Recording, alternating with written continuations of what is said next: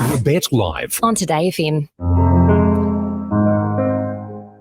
There we go. 1:46 in Aotearoa, New Zealand. 6:46 in San Francisco.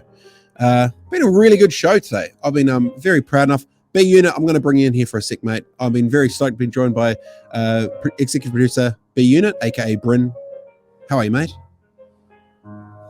You there? Can you hear me? I got you. There we go. Hey, I couldn't hear you for a second. You've been crushing it today, mate. Just wanted to give you some public props. This has been awesome. Have you been enjoying your first time rocking and rolling with me?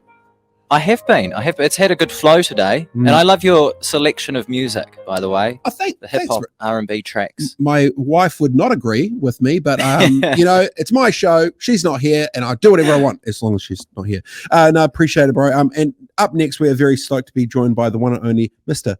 Bruce Pilbrow, the CEO of Spirit of Adventure. How are you, brother? Hey, how you doing, man? You all good?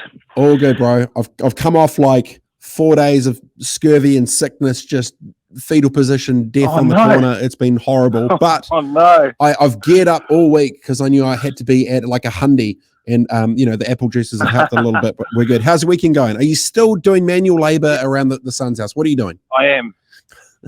We're painting. We're full on painting this house in Otahu, and it's looking great. Man, we're talented. We're a talented whānau.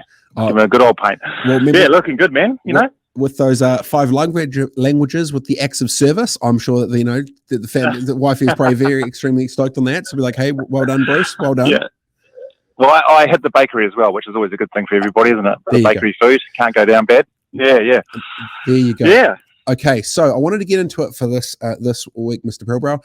You've been married now for 33 years, I believe. 32 years. 33 this year, yeah. 33 this year. 33 this year, yeah. No, you're right. Yeah, you're all good. Oh, thanks. See, even I know your relationship numbers better than you. Yeah. But what I wanted to get into with you, and I talked to you about this a bit earlier, is I'd actually asked you this question a while ago, and I was really keen for you to sort of share it out with others, was when you've been married for that long and you go through phases of life, how many different versions of Bruce has your wife been with and been in love with? And I wanted to sort of start there for it. So I'll open the floor. Well, she would probably say three or four. You know, it's funny, 33 years seems like a long time, but I mean, a lot of that time gets so taken up, you know, with children and, you know, work and business and stuff like that. But if I think back to when I first got married, I was just sort of a jerk, really.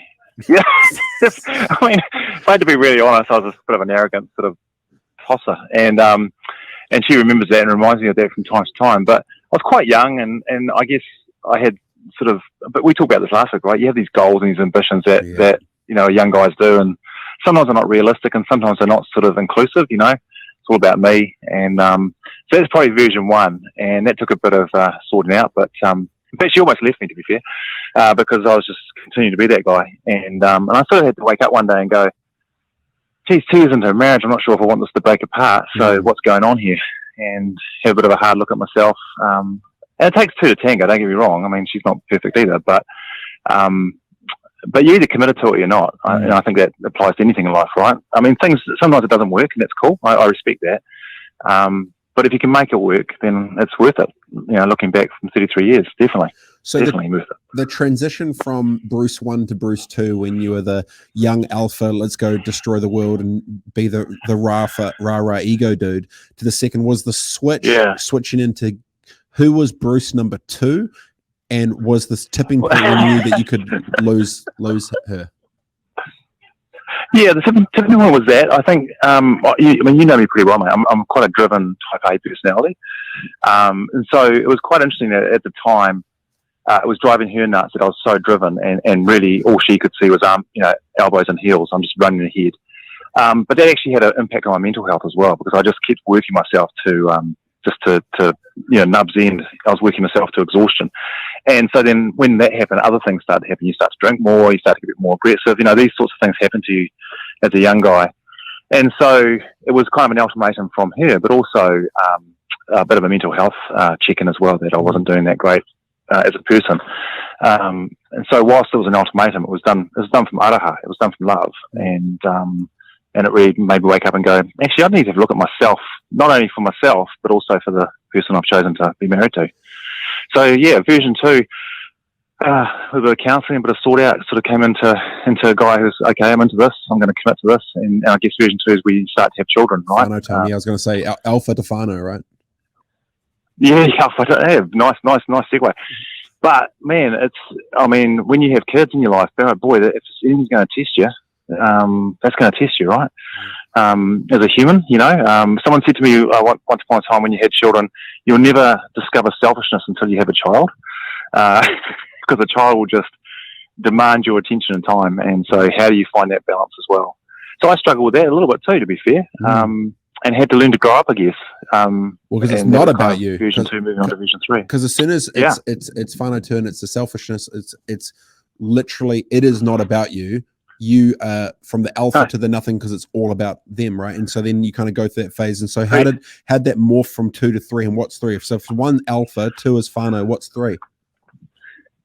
3 is when you get teenagers, and they get to the point where they say, "Hey, Dad, you've been a bit of a jerk," or you can't say that anymore, or you need to think about the way you think through these things, especially when it comes around diversity and inclusion. I learned so much from my children in their teenage years and late teenage and early adult years, where they had a different view on society and the world, which was really refreshing, but also challenging at the same time. Because I'm only 53, but it's amazing what you kind of get in the habit of thinking, your unconscious bias, all those sorts of things come out. And actually, it's that next generation that start to challenge you. And you've got 2 girls, mate. You wait. They'll start to challenge you, challenge your thinking, push you. And if you have a safe and open, happy family life, then it's actually really, really healthy and very, very cool to go through that. But still a challenge, man. Still a challenge, I get it. So what would in 33 years, what's the biggest thing you've learned about women that you did not know, that you now have learned? Well, don't talk about cleavage is probably a good one, as we've seen in the media this week. I was going to ask you, what was your take on that? Jeez, what? Yeah, look, give me a minute on that. Go. Well, the fact that he said, you can quote me, really terrible, isn't it? Why would you even go there? It's just like that's such antiquated view of life. I was reading this morning, he had a 70 million drop in shares, and yeah, good. It's just such a shame, isn't it, that we're still thinking that way. Women still have to be thinking and worried and concerned that there are these sorts of people out there that still view life that way. And I was just disappointed, to be fair. I was disappointed for Nadia especially, but for humans in general, to be fair. Yeah. Yeah, I can give you my children's version, my young daughter's versions in their 20s, but there's too much language for this show. So maybe not for us, but yeah, definitely probably for the show. But I appreciate your time once again. Best of luck for the continued manual labour and your acts of service with your 5 love languages with wife and the rest of it. Really appreciate your time. You're the man, bro, and I'll talk to you soon, eh? Okay, mate. Pleasure. Cheers. Bye. Much love, brother. All right, that was Uncle Bruce. Banter with Bruce, Mr. Bruce Pilbrow, the CEO of Spirit of Adventure and all own good human indeed. All right, time to recap and see what we learned today. It is 1:54 in Aotearoa, New Zealand, 6:54 in San Francisco. We're almost done. Back in a sec.